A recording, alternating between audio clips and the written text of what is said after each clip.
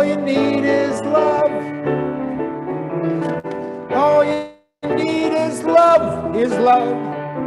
Love is all you need. All right, love. That's what Jesus is to us. Jesus is love.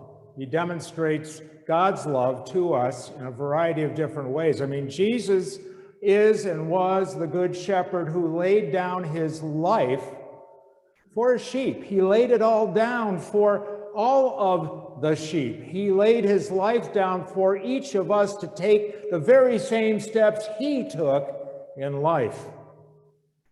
You see, Jesus had a challenging time in his ministry. It was just 3 short years, and so much of that time he was working with the poor throughout Galilee, Judea, and even Samaria. He was struggling to connect with people that were hoping for a Messiah that would overthrow Rome in a military way. That's what they were hoping would happen, but this is not the leadership, this is not the mission, this is not the ministry that Jesus expressed to those who were living at that time in Palestine. It was clear that Jesus was the Mashiach of Shalom. He was carrying that ancient message of God's love for humanity, that you be whole as I am whole, that we become one.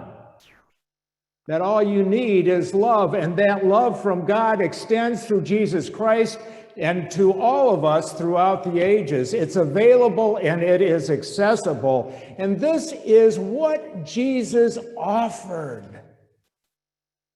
And this is what Jesus offers. But Jesus was a realist. He recognized that his greatest hopes and dreams were not truly fulfilled. He made a little headway, no doubt. But he recognized there was such a long journey ahead, and he made it clear to his disciples, after I go, you'll do greater things than I promise you. And they did. They really did do greater things than Jesus. Jesus has always hoped that everyone would come together, but that wasn't about to happen. And here's what we see happening about 60 or 70 years after the death and the resurrection of Jesus. We have John writing to the ancient church around the turn of the century, a church that has been evolving and growing and changing for the last 50, 60, 70 years. It's extended geographically throughout all of the ancient Near East, all of the ancient Mideast, into parts of Italy. Communities are springing all over the place, and these communities are listening carefully to the understanding of shalom. What we see happening is rich people who are trying to follow the way are gathering with poor people that are trying to follow the way. This is a revolutionary social construct in the ancient world. Rich and poor did not associate. It was not what was done, but somehow these communities are coalescing. We see the rich extending their goods and services to the poor, and we see the poor sharing their unique gifts and talents, their spiritual gifts and talents with the rich. And then we begin to see what happens is that new bodies of Christ are being formed. Now, to be sure, nothing's perfect, even in what I've just said, but there's a significant distinction and difference in how people within the way are living. The biggest challenge that people face, and if you go through all of Paul's letters, what we really see is not so much a debate about how we should live, not so much a debate about that, as who Jesus is. Is he a man? Is he a spirit? Is he a God? Is he a God-man? Just what is this Jesus? They're trying to form an understanding of just who Jesus is. Who are we following? They somehow understood his footsteps almost better than they understood his his nature, I guess. But what we see from John, here it comes again. Here's what we see from John, almost at 90-95 AD. Jesus lays his life down for us, and we need to, John reinforces this, we need to lay our lives down for one another. And then he poses this powerful, powerful question that really shapes the ancient church. He says, how does God's love abide in anyone who has the world's goods or riches, who does not respond to another person who's calling out in need? It is true that that person, whatever they think, they don't have the Christ in them. It's clear that we are meant to be together, to grow together, to live together. Regardless of our wealth, our racial background, our cultural expressions, we are meant to somehow come together and marvel at God's creation, to recognize that God sees everyone in the world as profoundly and overwhelmingly sacred. Jesus lays his life down for this. Well, we struggle with it sometimes. It's a good fight, though. It's always good to fight the good fight. In our society, it's a little different than Jesus, but not that much. If we look at just wealth, 10% of our country controls 70% of the wealth. 10% in Jesus' time controlled 90%. That's a big difference. That slope changes. Some people will say, well, you could never duplicate what the ancient church could do. Actually, it'd be easier for us. They had harder work than we would ever have to do it. The question is, to what extent does the world want it? And this is something Jesus is hoping for. But in any event, I want to tell you a story about what I'm talking about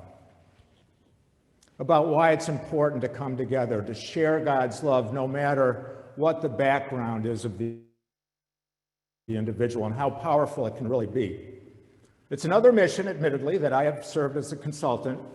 And in this particular mission, true story, I'm working with the board of directors and the executive director. And this mission is big, lots of homeless people. And at a board meeting, one of the board members was really just kind of cranky, complaining about everything, glass half empty all day long. There was nothing good. And he was just a downer, man. I mean, he was just, we'll call him Donnie Downer. And it was like, wow. So I said, after the meeting, I said to the chairman of the board, I says, listen, you got to talk to Don, because this just, come on. And I advised him, I said, this is what I would do if it were me. I would talk to Don. I would say, hey, Don, you seem like you're concerned about a whole lot of things, and I'm hoping you're okay. I hope everything's okay, but hey, when's the last time you've been to the mission? Just to hang out with the men, to have breakfast or something. And Don said, well, it's actually been a couple of years. And Don was a very wealthy man in town, very influential Christian guy. And so the chairman of the board said, though, hey, Don, I think it might be good for you to go to the mission, have breakfast with the men. And Don, to his credit, said, you know what, it's not a bad idea. It's been too long since I've been there. I'll go.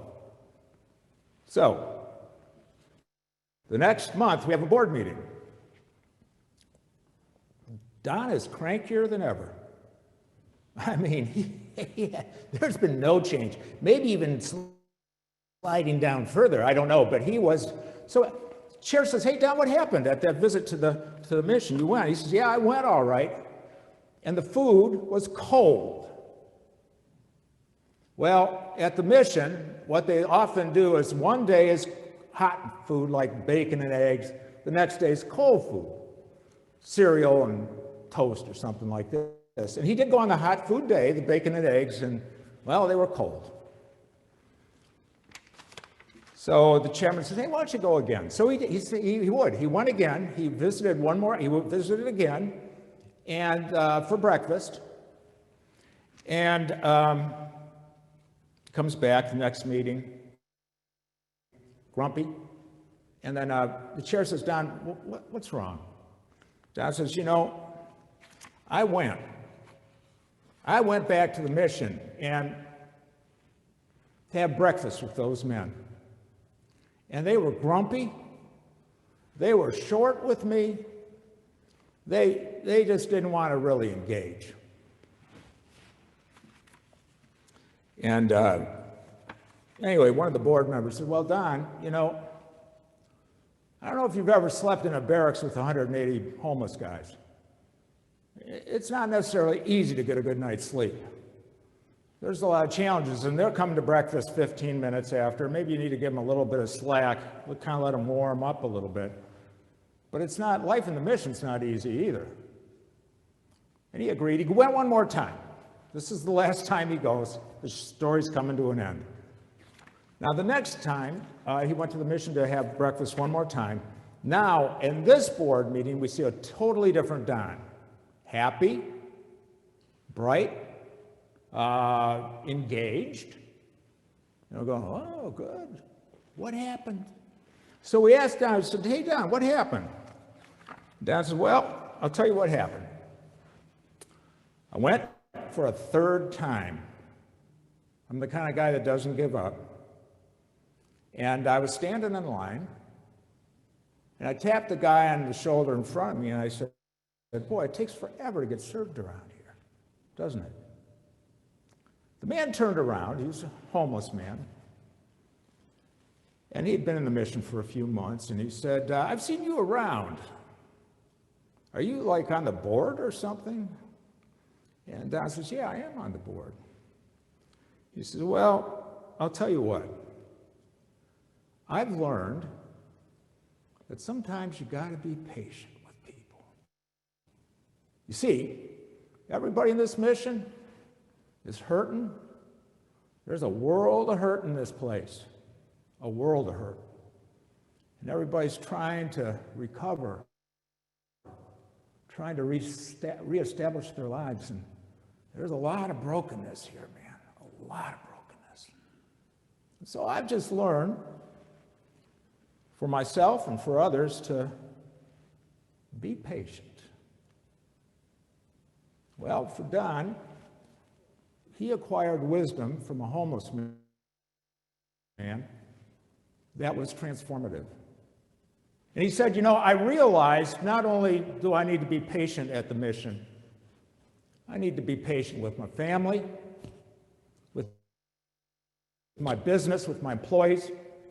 I have gotten so wrapped up in my stuff, and I have been judging people so much, I've just lost sight of the whole thing. And the wisdom that I received was so powerful. He said, you know, nobody would say that to me in the outside world, but that was coming from God, the Spirit, who holds no distinction between wealth and poor, black, white, you name it. This is the way it's supposed to be, my friends. We're supposed to be together.